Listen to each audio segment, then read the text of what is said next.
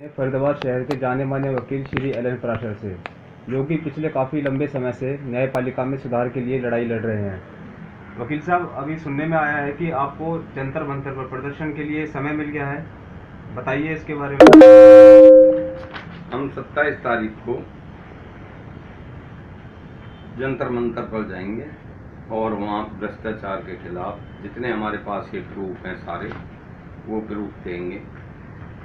ये सारे ऑर्डर्स हैं जो गलत हैं, ये जजेस के यहाँ के फोटो हैं जो फर्स्ट क्लास एम्प्लॉइज काम कर रहे हैं। फरीदाबाद में हमारा जंतर मंतर पर जाने का ये मकसद है, पहले भी गए थे हम। फरीदाबाद में गरीब आदमियों के लिए न्याय नहीं है, बिल्कुल भी। न्याय बिकता है। किस तरीके से बिकता है न्याय? न्याय बिकता है जो भ्रष्ट जज हैं, दीपक गुप्ता की उसमें 2-3 भ्रष्ट जजेज हैं, उनके यहाँ जाओ, दल्ले वकील हैं, 1-2 उनको दो और आपको न्याय मिल जाएगा। हाँ, अगर कोई गरीब आदमी किसी ईमानदार जज के चला गया तो न्याय आपको जरूर मिलेगा।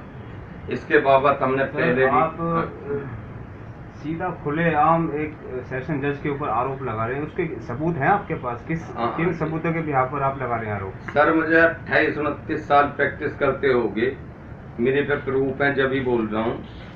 ये देखो प्रूफ, इससे बड़ा क्या प्रूफ मिलेगा? आप है सेशन हाउस लिख रही है, यहाँ आदमी काम कर रहे हैं जो कोर्ट के एम्प्लॉइज हैं।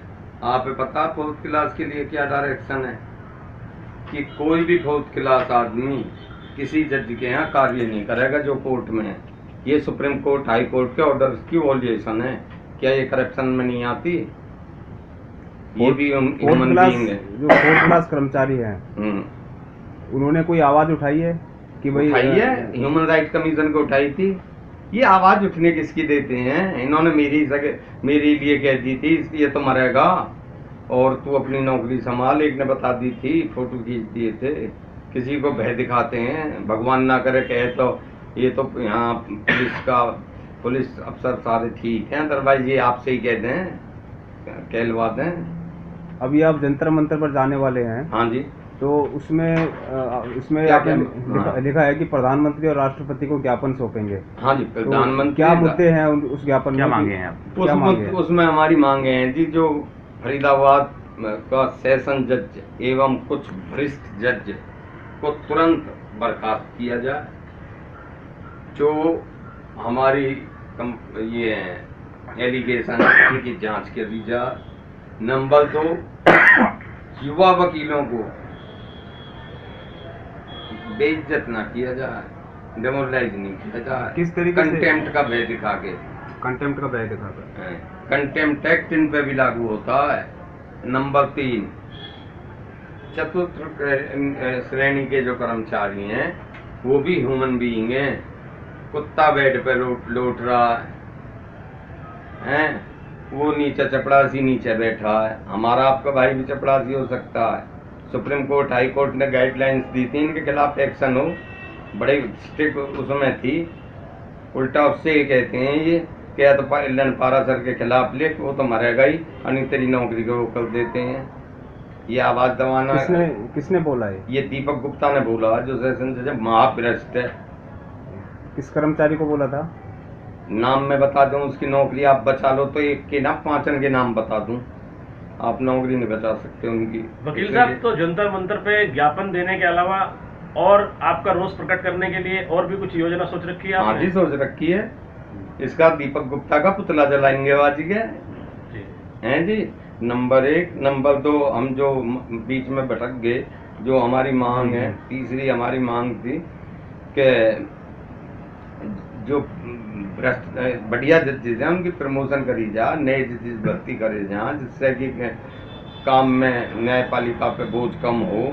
चौथी एक हमारी ये थी कि युवा वकील हैं, जैसे बेरोजगारी भत्ता मिलता है, उनको 10,000 रुपये प्रति माह सम्मान भत्ता दिया जाए 4-5 साल तक, जिससे कि वो अच्छी तरह से जमे, प्रैक्टिस कर पाएं। ठीक है जी। और एक डिस्ट्रिक्ट लेवल पे, स्टेट लेवल, सेंट्रल लेवल पे कमेटी बनाई जाए इनके ऊपर, जिसमें रिटायर्ड हाई कोर्ट के जस्टिस, सुप्रीम कोर्ट के जस्टिस हों, जिससे कि इनके भ्रष्टाचार की वो हो सके। फरीदाबाद में जितना गरीब परेशान है न्यायपालिका में, पुलिस से परेशान नहीं है। जो काम पुलिस फ्री में करती है ना, फ्री ऑफ कॉस्ट, यहाँ 2 लाख रुपए में होता। उदाहरण है मेरे पास। जैसे जैसे तो ये है कि ये अगर इन्हें पैसे मिल जाएं तो इसकी दीपक गुप्ता की नॉलेज में है, सेशन जज की में पैसे मिल जाएं तो कंसीलमेंट ऑफ फैक्ट्स पे भी चले जाते हैं। मतलब एक एक्यूज की बेल हाई कोर्ट से खारिज हो रही है, दूसरा पैसे दे रहा है तो उसकी बेल हो रही है लोअर कोर्ट से। कंसीलमेंट ऑफ फैक्ट्स होगी। टेपिंग है मेरे पास, मैंने 25 लाख दे दिए हैं, 25 लाख तू दे दे, तेरी बेल करा दूंगा। कहाँ गया ईमानदारी? टेपिंग किसकी है? हैं? किसकी क्लाइंट की टेपिंग है कि मैं अपनी बेल करा लूंगा, 25 लाख तू दे दे, तेरी भी करा दूंगा और उसकी बेल होगी। इससे बड़ा क्या प्रूफ होगा? यहाँ ऑर्डर बदलते हैं, पहले बेल ऑर्डर हो जाते हैं, फिर कहते हैं कि तुम्हारे ऑर्डर कैंसिल। इनके अलावा कोई और मुद्दा आपका जो कि ज्ञापन में आप देंगे? भाई हमारा मुद्दा तो, मेन मुद्दा तो है जुडिशरी में भ्रष्टाचार खत्म हो, गरीबों को न्याय मिले, जितने से जितने ज्यादा गरीब हो न्याय मिले, और बढ़िया जजेस को प्रमोट किया जाए, गरीबों को न्याय मिल सके, जिससे रही इसकी। तो यहाँ से कितने लोग जाएंगे वकील साहब आप? देखो जी, पिछली बार तो सैकड़ों लोग गए थे, अब की बार हो सकता है ज्यादा भी जाएं। देखो मैं लोगों की नेता तो मैं हूं ना कि मैं बताऊं मेरी रैली हो रही है।